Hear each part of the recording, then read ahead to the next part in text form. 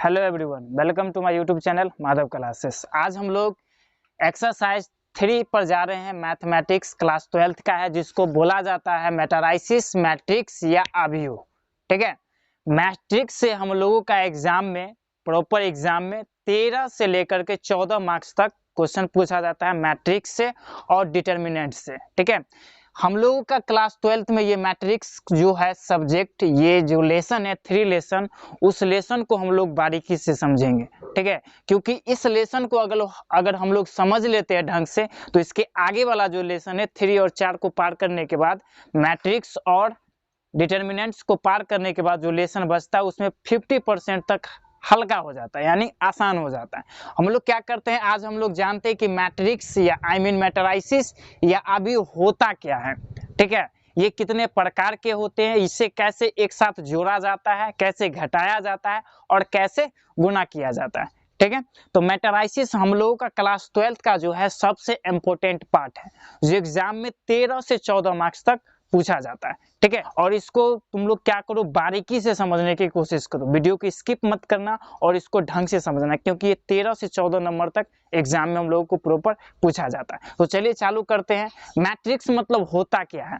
Matrix मतलब होता है कि मैट्रिक्स को कहने का मतलब एक आंकड़ा होता है जिसमें उसको रखा जाता है। ठीक है, आंकड़ा मतलब होता क्या है, जैसे हम लोग का आंकड़ा हो जाता है घर में हम लोग रहते हैं। मेरा एक आंकड़ा बना हुआ है घर का, उसमें हम लोग रहते हैं, वो घर जो बना हुआ है वो आंकड़ा है। तो इसमें भी एक घर बनाया जाता है जिसमें क्या कहा जाता है, एलिमेंट्स को रखा जाता है, अवयव को रखा जाता है। तो हम उसमें आप आते हैं, इसको बताते हैं।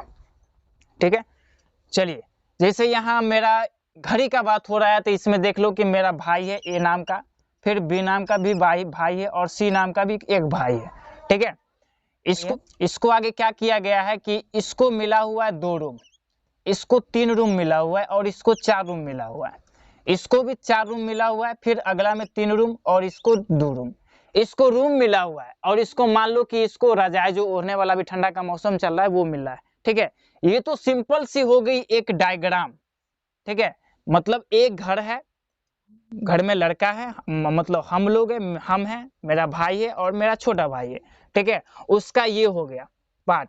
अगर तुम लोग ऐसे लिखते हो तो इसको रिप्रेजेंट कैसे किया जाता है मैट्रिक्स में, उस तरीके से आ जाते हैं। मैट्रिक्स में इसको रिप्रेजेंट कुछ नहीं किया जाता है, सिंबल से क्या किया जाता है, एक आकर के एक कोष्ठ लगा जाता है, जो ब्रैकेट जो बोला जाता है, एक ब्रैकेट लग जाता है, और ब्रैकेट में लग जाने के बाद इसी को बोला जाता है अवयव, मैट्रिक्स, जिसको मेटाराइसिस बोला जाता है। ठीक है, ये जो कोष्ठ में बंद हो गया ना, इसी को बोला जाता है मेटाराइसिस। अब हम लोग क्या करेंगे कि एबीसी को हटा देंगे, घड़ी का बात चल रहा है तो एबीसीडी को हटा देंगे और प्रॉपर एक लेकर के चलेंगे, ए बराबर इसको कर देंगे प्रॉपर में। ठीक है, अब यहाँ देखो, हम लोग क्या किए थे कि भाईवा था मेरा, इसका रूम मिला हुआ था। अब रूम में भी कंडीशन है, अब मैट्रिक्स अवयव ये रेडी हो गया। अब अवयव के अंदर भी कुछ है, अवयव के अंदर भी कुछ है। अब देखो, इस तरीका से जो होगा ना, ऐसे जो करके, ऐसे करके जो होगा, ऐसे करके होगा, फिर ऐसे करके। ठीक है, ऐसे करके लग रहा है कि ऐसे जा रहा है, मतलब सुतल, ऐसे समझो सोया हुआ है, ऐसे समझो सोया हुआ है, ऐसे समझो सोया हुआ है। अब उठलहबो वाला बात होगा तो लोग उठा देते हैं करा, चलिए उठ गया। अब रूम में सोबे ना करेगा, उठबे ना करेगा, वही ना बात लिख रहा है। ठीक है, अब इतना बात लिख दिए, घसर फसर दिए। घसरने का रीजन यही है कि जो सुतलहवा वाला है उसको बोला जाता है पंक्ति। क्या बोला जाता है? पंक्ति। अब पंक्ति हम लोग ना बोल करके इसको बोलेंगे रो। ठीक है, क्लियर? हम लोग 10th में इसको बोलेंगे रो। ये जो खड़ा हुआ, अब देखो रो हुआ, ये फर्स्ट रो, ये पहला रो हो गया। तो रो का पहला लेटर आर, तो इसको R1 लिखा जाता है, और ये हो गया रो नंबर 2, तो इसको R2 बोलेंगे। आई रो नंबर 3 हो गया तो R3 बोलेंगे। ठीक है, अब ये हो गया तुम्हारा रो का काम, इधर भी रो हो गया, ये भी रो हो गया, ये भी रो हो गया, इधर लिखो या भी इधर लिखो, बात वही पड़ता है। अब इसमें आता है उठलहवा वाला, सुतलहवा वाला का काम हो गया। अब उठलहवा वाला का काम हुआ, ये जो होता है उठा वाला, इसको बोला जाता है स्तंभ। क्या बोला जाता है? स्तंभ। अब स्तंभ भी नहीं बोलेंगे हम लोग, सीनियर क्लास में है तो इंग्लिश पर ज्यादा कंबाइंड करेंगे, इसको बोला जाता है कॉलम। ठीक है, ये हो गया कॉलम। इसको कॉलम 1 बोलेंगे, आई मीन C1 बोलेंगे, और इसको C2 बोलेंगे। ठीक है, मतलब कॉलम 1 और कॉलम 2, ये हो गया। यहाँ तक क्लियर है? मतलब जो सोया हुआ रहेगा ऐसे करके उसको बोलेंगे रो, जो खड़ा रहेगा उसको बोलेंगे कॉलम। ठीक है, अब इसका क्या होता है कि अब देखो, अब इसमें एलिमेंट्स भरा हुआ है तो लिख देते हैं यहाँ, जिसको हिंदी में क्या बोला जाता है? अवयव। ठीक है, अवयव बोला जाता है। अब इसमें देखो थोड़ा सा लॉजिक ये है कि हो तो गया ये क्लियर इतना तक बात कि सर ये बता दे सुतलावा वाला को रो बोला जाता है और उठलावा वाला को कॉलम बोला जाता है, बीच में जो भरा गया है वो अवयव बोला जाए, अवयव कहा गया है। आप कोई कोई पूछ देता है कि अवयवों की संख्या बताने के लिए, ठीक है, अवयवों की संख्या बताने के लिए, तो हमेशा याद रखना अवयवों की अगर संख्या पूछा जाएगा तो उसमें से ऑर्डर की संख्या पहले निकालना पड़ेगा। ऑर्डर मतलब होता क्या है? कोटि। कोटि, कोटि मतलब क्या होता है सो समझते हैं।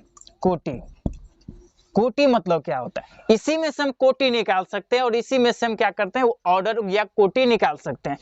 तो इसको क्या कैसे रिप्रेजेंट किया जाएगा? तो जो सुतलावा वाला जो रहेगा ना रो, उसको पहले लिखेंगे। तो सुतलावा वाला क्या गो है? 1 2 3, यहाँ 3 लिखिए। ठीक है, मल्टीप्लाई का एरो दीजिए, और कॉलम क्या गो है? 1 और ये 2, तो 2 देंगे। ठीक है, इसी को बोला जाता है कोटि। क्या बोला जाता है? कोटि। आप कोटि भी न जान करके कि इसको हम लोग क्या बोलेंगे? ऑर्डर। ठीक है, यहां तक क्लियर हो गया? इतना हम लोगों को पढ़ना है। अब इसमें कभी कभी हम लोगों को पूछ देता है कि इस डायग्राम में अवयवों की संख्या कितनी है। ठीक है, इस डायग्राम में हम लोगों को कभी कभी पूछ देता है कि अवयवों की संख्या कितनी, अवयवों की संख्या बताइए। तो हम लोगों को अगर पूछ देगा कि अवयवों की संख्या, अवयवों की संख्या, तो अवयवों की संख्या को रिप्रेजेंट किया जाता है m से और n से। ठीक है, m बोले तो m बराबर हो जाएगा number of row, number of row, और n बोला जाए तो नंबर ऑफ कॉलम। ठीक है, क्लियर हो गया? अब mn का मतलब क्या होता है कि सर अवयवों की संख्या तो बता दिए mn, नंबर ऑफ रो और नंबर ऑफ कॉलम, एक मतलब कथी हुआ? अवयवों की संख्या का निकालने का मतलब क्या हुआ? तो अवयवों के निकालने की संख्या का मतलब ये हुआ कि mn का मतलब हुआ तुम्हारा ये 3 इंटू 2, m का मान कितना है? 3 है, इंटू 2 का मान, n का मान कितना है? 2 है, तो इसका रिजल्ट कितना आएगा? 3 2 जा 6। आप देखो इसमें आया तुम्हारा रिजल्ट 6। ठीक है, 6 रिजल्ट आया है। तो अब इसमें अवयवों को काउंट करेंगे तो 1 2 3 4 5 6 आया। ठीक है, इसी को बोला जाता है अवयवों की संख्या। अब अगर कोई तुमको दे देगा आगे जा करके, इतना तक क्लियर है? ठीक है, इतना तक क्लियर हो गया तो अब हम लोग क्या करते हैं, इसके प्रकार पे चर्चा करते हैं। ठीक है, तो चलिए इसको शॉर्ट स्क्रीन मार लीजिए और आगे चलते हैं, इसको चर्चा करते हैं। और हमेशा याद रखना कि कोटि में जो लिखा जाएगा ना, पहले रो लिखा जाएगा और बाद में कॉलम, जिसको स्तंभ बोला जाता है। ये ज्यादातर तुम लोग ज्यादातर इसी में फंसोगे, इस पे ज्यादा ध्यान देना कि रो पहले लिखा जाएगा और कॉलम बाद में। ठीक है, चलिए इसको आगे चलते हैं और इसके प्रकार पे चर्चा करते हैं।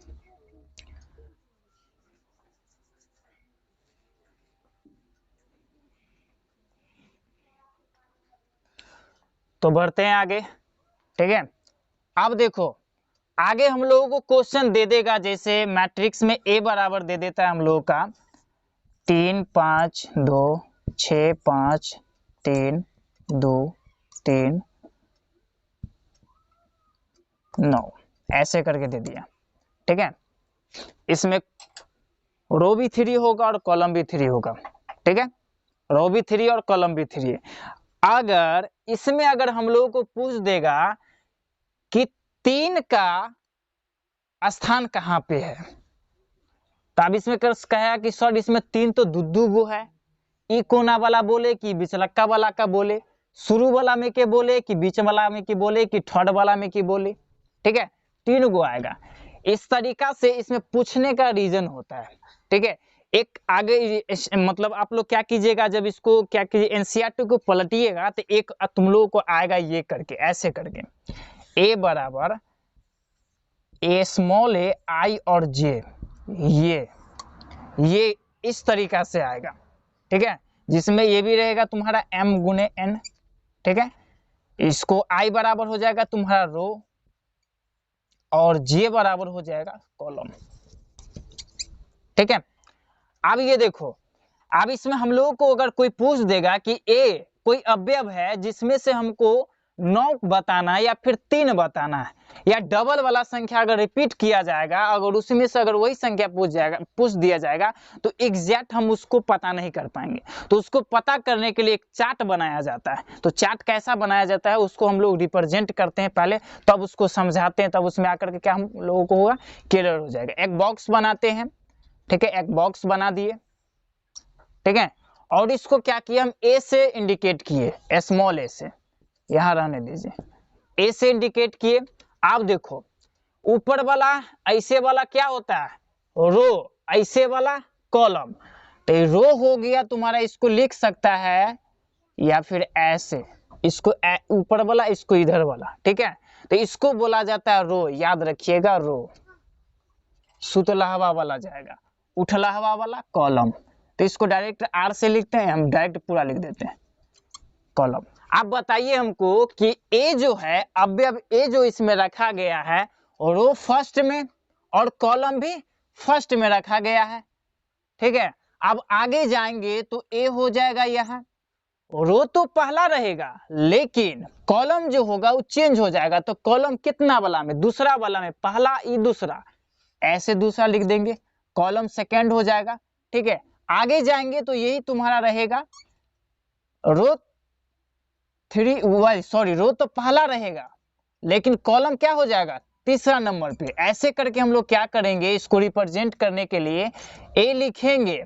ठीक है, ए रहेगा लेकिन रो तो पहला है, हम पद जा रहे हैं लास्ट तक, हमको पता नहीं है, तो उसको रिप्रेजेंट करेंगे एन से। ठीक है, 1n, IN 1n। ठीक है, अब आगे बढ़ते, इसको बॉक्स बंद कर देते हैं। अब इसको क्या करते हैं, दूसरा रो में घुसते हैं। दूसरा रो में आते हैं तो कॉलम तुम्हारा वही रहेगा लेकिन रो जो हो जाएगा क्या हो जाएगा, सॉरी, इसमें रो दूसरा हो जाएगा और कॉलम क्या रहेगा, पहला रहेगा। फिर इसमें आएंगे तो रो दूसरा, कॉलम भी दूसरा, 2 2। इसमें आएंगे तो क्या हो जाएगा, रो दूसरा रहेगा लेकिन कॉलम क्या रहेगा, तीसरा रहेगा। ऐसे रिप्रेजेंट करते जाएंगे आगे, और आगे आकर के ये हो जाएगा 2n, मतलब nवां पद तक ये जाएगा। ठीक है, आगे ऐसे आएंगे, जैसे जैसे बढ़ते जाएंगे, ये 4 गो 3 गो दिए ना, और बढ़ते 3 तक बढ़ते हैं। अब आगे आएंगे तो इसमें हो जाएगा 3 1, क्लियर है। इसमें भी आएंगे तो इसका हो जाएगा 3 2। ठीक है, आगे आएंगे तो ये हो जाएगा 3 3। आगे इसको रिप्रेजेंट करते जाएंगे तो रिप्रेजेंट करते जाएंगे तो ये हो जाएगा 3n। ठीक है, ऐसे करके ये भी डॉट डॉट तक जाएगा, ये भी डॉट डॉट तक जाएगा, ये भी डॉट डॉट तक जाएगा, ये भी डॉट डॉट तक जाएगा। इधर वाला डॉट डॉट तक हम n तक भेजे थे, तो ऊपर वाला कॉलम वाला को डॉट डॉट हम कितना तक भेज सकते हैं, m तक। ठीक है, इसको लिख सकते हैं a 4n या m1। ठीक है, m1। ठीक है,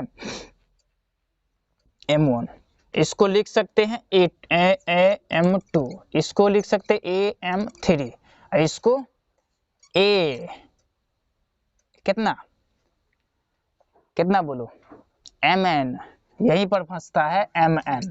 और इसका हो जाएगा ऑर्डर कहेगा अब निकालने के लिए, तुम लोग क्या करेंगे, m और n को क्या कर देंगे, लिख देंगे, मल्टीप्लाई कर देंगे। अब यहां से ये डायग्राम तो बता दिए, अब डायग्राम से हम लोगों को इससे क्या रिलेशन है। ठीक है, इससे क्या रिलेशन है से अब हम बताते हैं। अगर हम लोगों को ये, अगर ये चार्ट याद रहे तो इसमें हम लोगों को ऑर्डर में से, अवयव में से कॉलम में से हम लोगों को अगर दे दिया तो हम लोग उसमें से आसानी से क्या करेंगे, वर्ड को चूज कर पाएंगे। इसमें 5 5 2 2 गो, 2 2 गो है, 3 3 3 3 गो है। इसमें से किसका बात कर रहा है वो हमको पता नहीं है, तो यहाँ से हम लोग पता करेंगे कि जाएंगे, कहेंगे कि A22 खड़ा हो जाओ, तो रो 2 कॉलम 2, रो 2 रो 2 और कॉलम भी 2, इसका बात कर रहा है 5 नंबर। ठीक है, अब कहेगा कि रो तीसरा में आइए और कॉलम पहला में आइए, तो अब छठा का नाम बताइए, ये हो जाएगा। अब अगर कहेगा कि आना है हमको कितना, रो 3 में, रो 3 किधर जाएगा, रो 3 इधर, और कॉलम फर्स्ट यहां से आकर मारेंगे। ठीक है, तो ऐसे ही रिप्रेजेंट इसको किया जाता है इस तरीका से। अगर हमको पूछ दिया जाए कोटि, तो कैसे निकालेंगे, तो यहाँ दिया गया है, अब नया वर्ड आएगा। ठीक है, अब नया वर्ड आएगा तो ये शुरू कहाँ से हुआ था, इसको इंडिकेट और भी किया जाता है, ये शुरू कहाँ से हुआ था। आई तो शुरू हुआ था कहाँ से, 1 से शुरू हुआ था, गया था कहाँ तक ही चुट्टा, एम तक गया था। ठीक है, अब ये भी चालू होगा, जे भी गया था कहाँ तक, एनवा पद तक, 1 से लेकर के इस भी ये भी क्या कीजिएगा आप लोग नोट डाउन कर लीजिएगा कि आया था कहाँ तक और गया था कहाँ तक। ठीक है, इसको रिप्रेजेंट मैट्रिक्स में शॉर्ट तरीका से किया जाता है। ठीक है, अब हम लोग आते हैं कि ए आई जे का मतलब क्या हो जाता है। ए आई जे वर्ड में आएगा, अभी एनसीईआरटी हम लोग जब पढ़ने जाएंगे तो ये रिप्रेजेंट होगा, वहां पे हम लोगों को अगर नया नया वर्ड अगर नहीं समझ में आएगा तो हम लोग फंस जाएंगे। 12th क्लास कोई भारी सब्जेक्ट नहीं है मैथ। ठीक है, हम एक आसान शब्द बतावे, लगेगा झूठा, तुम लोगों को आसान लगेगा लेकिन है बहुत बढ़िया बात। 12th क्लास का कोई भी सब्जेक्ट है ना, साइंस हो, मैथ हो या फिर कोई भी सब्जेक्ट, वो सिर्फ लैंग्वेज पे चलता है, बाकी उसमें और कुछ है नहीं। इसमें हम लोग 10th में पढ़े थे AIJ, नहीं पढ़े थे। अब इसको हम अगर बता देंगे तो आप लोग क्या कीजिएगा, उसको जाकर के बनाना चालू कर दीजिएगा। ठीक है, सिर्फ है खेल, क्लास 12 का जितना भी कोई भी सिलेबस है सिर्फ चलता है लैंग्वेज पे और कुछ नहीं है। ठीक है, थोड़ा उसका भाषा कठिन कर दिया गया है, बस वही। ठीक है, लेकिन एक बात याद रखना, 10th से भी हल्का हमको क्लास 12 लगता है, एकदम 0% हमको भी भारी नहीं लगता है। ठीक है, इसको ये वीडियो देख करके आगे जाना और बनाना। ठीक है, यहां तक हो गया। आई का मतलब हो जाएगा रो और जे का मतलब हो जाएगा कॉलम। ठीक है, इसको रिप्रेजेंट किया जाता है ए बराबर, इसमें बंद कर दीजिए, इसको क्या करता है मैट्रिक्स में बंद कर दीजिए, ए आई जे। आई का मतलब फिर से बोल देते हैं रो होता है, जे का मतलब होता है कॉलम। इसको अगर अवयवों की कोटि की ऑर्डर की संख्या पूछा जाएगा तो m गुने n। ठीक है, आगे अब हम लोग आते हैं अवयवों के प्रकार।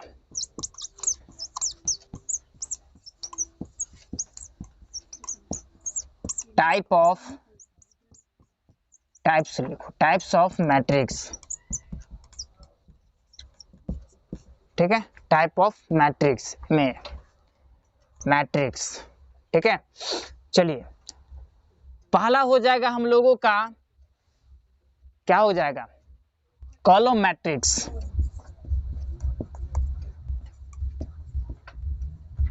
जिसको बोला जाता है स्तंभ आव्यूह हिंदी में।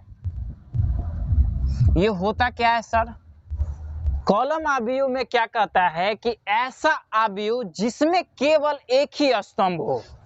स्तंभ कहने का मतलब खड़ा वाला। ठीक है, कॉलम में सिर्फ एक ही वाला बात होगा, जो सिर्फ एक ही कॉलम को इंडिकेट करता होगा। तुम लोग डिफिनेशन खुद बना सकता है, बंद कर दीजिए, ए दीजिए, इंडिकेट कर दीजिए, दे दीजिए, कुछ हो दे दीजिए। ठीक है, जिसमें केवल एक ही क्या हो, कॉलम हो। ठीक है, उसको कॉलम मैट्रिक्स बोलेंगे। क्लियर, ऐसा आव्यूह जिसमें केवल एक ही क्या हो, कॉलम हो, उसको क्या बोलेंगे, कॉलम मैट्रिक्स। डिफिनेशन लिखाने की कोई जरूरत नहीं है। इस दूसरा आता है हमारा रो मैट्रिक्स, वही सेम टू सेम उल्टा, मतलब पंक्ति आव्यूह।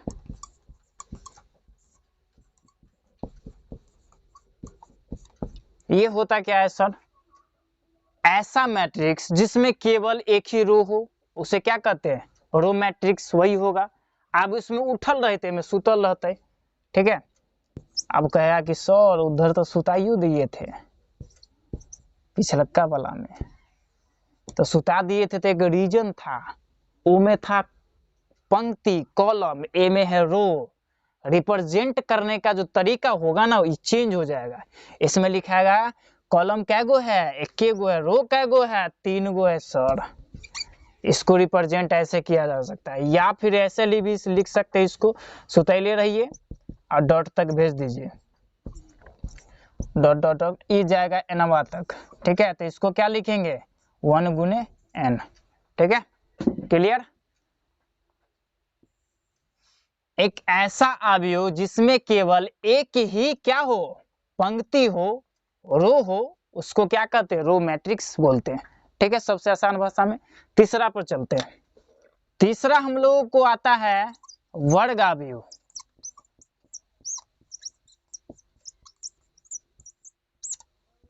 जिसको इंग्लिश में बोला जाता है स्क्वायर मैट्रिक्स।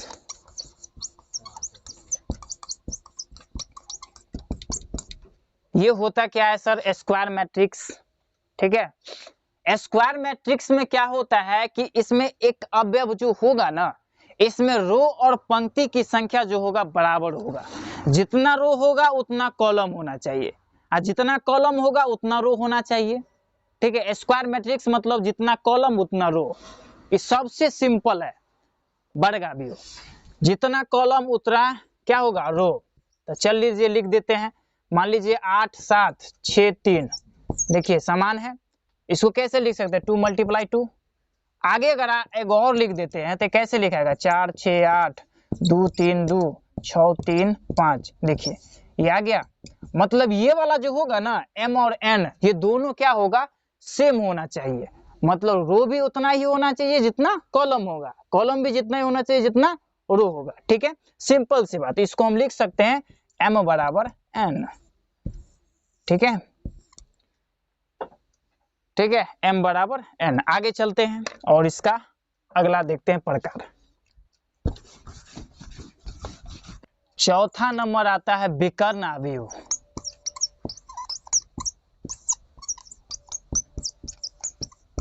जिसको इंग्लिश में बोला जाता है डायगोनल मैट्रिक्स।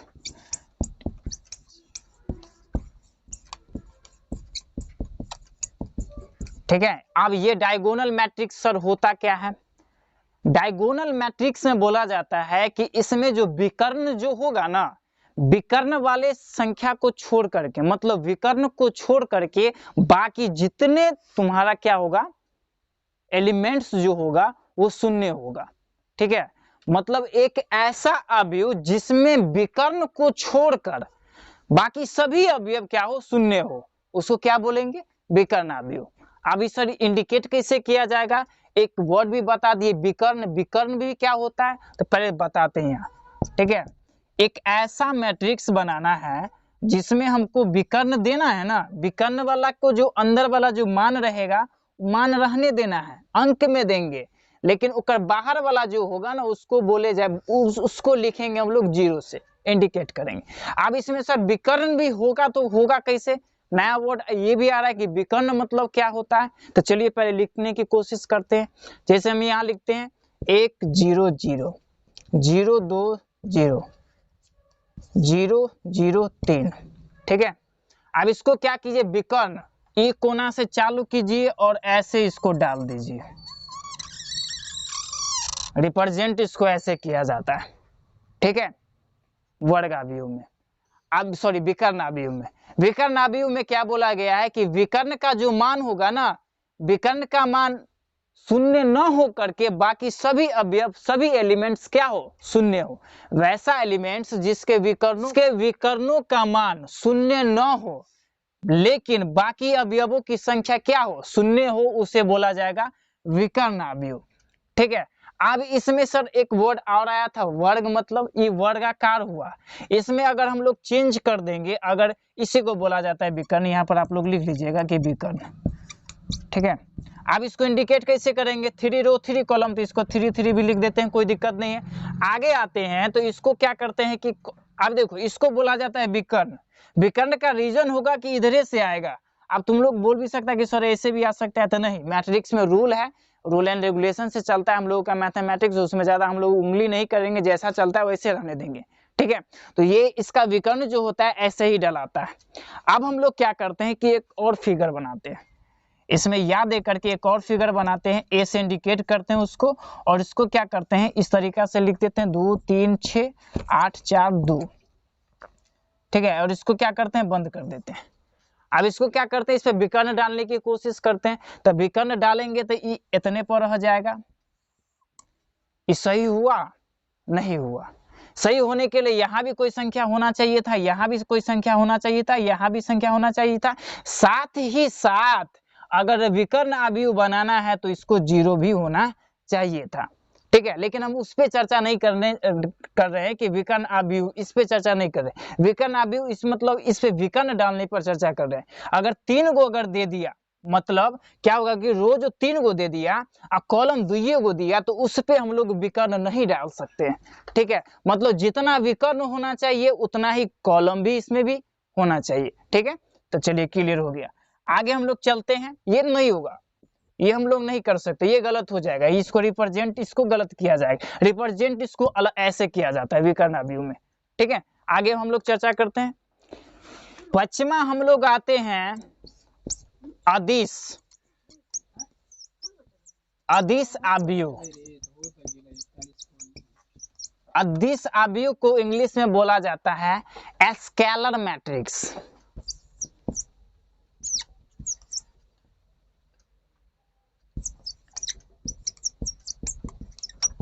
अब ये सर होता क्या है स्केलर मैट्रिक्स?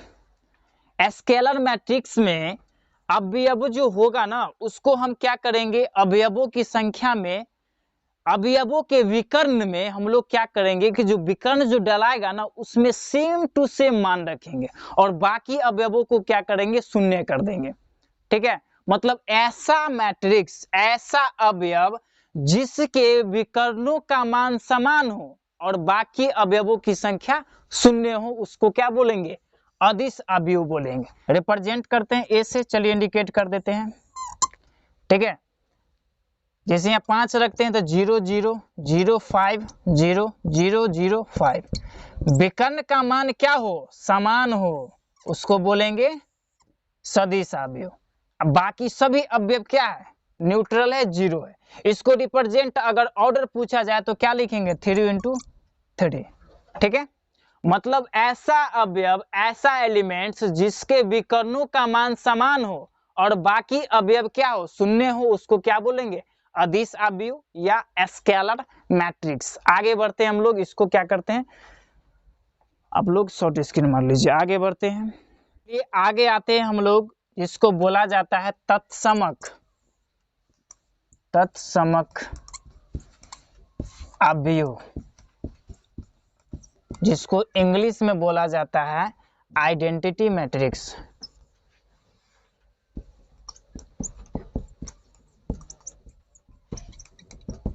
ठीक है। अब ये समझते क्या, और ये जो मैट्रिक्स है ना, ये मैट्रिक्स हम लोगों को ज्यादातर यूज होगा, ठीक है। ये जो मैट्रिक्स है हम लोगों को ज्यादातर यूज होगा, तत्समक अवयव आइडेंटिटी मैट्रिक्स। ये सर होता क्या है, तो ऐसा मैट्रिक्स जिसके विकर्णों का मान 1 हो और बाकी अवयव क्या हो, शून्य हो, उसको बोलेंगे तत्समक अवयव। चलिए इंडिकेट करके देखते हैं। इंडिकेट करेंगे तो ये हो जाएगा हमारा 1 0 0 0 1 0 0 0 1, ठीक है। इसका अंदर वाला मान 1 होना चाहिए, अंदर वाला मान जो होगा 1 होना चाहिए, ठीक है। इसको रिप्रेजेंट कैसे करेंगे ऑर्डर के तरीका पे, तो 3 into 3। अब इसको देखो, एक और बात है, इसको यहाँ पर ए नहीं देंगे, इसका रूल चेंज हो जाता है, इसको हम लिखेंगे आई से, ठीक है, आई से इंडिकेट करेंगे। अब हम लोग अगर कहते हैं अगर विकर्ण अगर 3 पर डाला हुआ है तो ये भी ठीक है। अगर हम लोग क्या करते, रो को बढ़ा देंगे, रो 3 को कर देंगे या कॉलम 2 को कर देंगे तो उसमें विकर्ण नहीं बनेगा। अगर हम लोग क्या करते हैं, रो 2 को कर देते हैं, कॉलम 2 को कर देते हैं, मतलब ये और ये सेम कर देते, तो छोटका में लिख न ले आई बराबर क्या लिख सकते हैं, छोटका में लिख देते 1 0 0 1। इसका क्या हो जाएगा, क्या हो जाएगा, विकर्ण आराम से डाला जाएगा। तो वैसा अवयव जिसके विकर्ण का मान 1 हो और बाकी अवयव क्या हो, शून्य हो, उसको क्या बोला जाएगा, तत्समक अवयव। ठीक है। लास्ट हम लोगों का बचता है शून्य अवयव, जीरो मैट्रिक्स, ठीक है, उस पर भी चर्चा कर लेते हैं और ये वाला वीडियो जो है खत्म कर देते हैं। बाप रे बाप। लास्ट हम लोगों का आता है 7 टाइप्स में शून्य अवयव,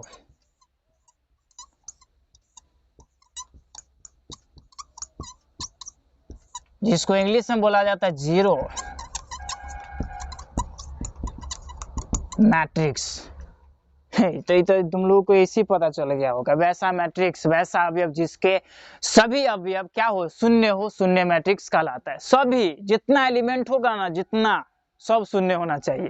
केनाहू तो लिख दे, ये बराबर लिख ले 0 0 0 0 0 0, बात खत्म। या फिर ऐसे लिखना है तो ऐसे लिख लो, ए बराबर 0 0 0 0, बस बात खत्म। वैसा एलिमेंट्स वैसा अवयव जिसके सभी क्या हो, अवयव शून्य हो, उसको क्या बोला जाता है, शून्य मैट्रिक्स। ठीक है, सिंपल था। ये हो गया चैप्टर खत्म हम लोगों का। ये चैप्टर अगर हम लोग पूरा अगर डिफिनेटली अगर याद कर लेते हम लोगों को, तीसरा और चौथा मैट्रिक्स और डिटर्मिनेंट, ये हम लोगों को अगर पूरा अगर अच्छा तरीका से आ जाता तो 13 से 14 मार्क्स तक हम लोग उठा लेते इस वीडियो से। ठीक है, हम लोग आगे वाला भी चैप्टर पे हम लोग क्या करेंगे, वीडियो बनाने की कोशिश करेंगे। हमको पता है कि आप लोग उसमें फंसिएगा, ऐसे ये वीडियो देख लीजिएगा तो आपको फंसने की जरूरत पड़ेगी नहीं। और ऐसे करके हम लोग क्या करते हैं, जल्दी नई वीडियो पर आते हैं और 3.1 पे मिलते हैं। आज तक के लिए इतना ही। जय हिंद।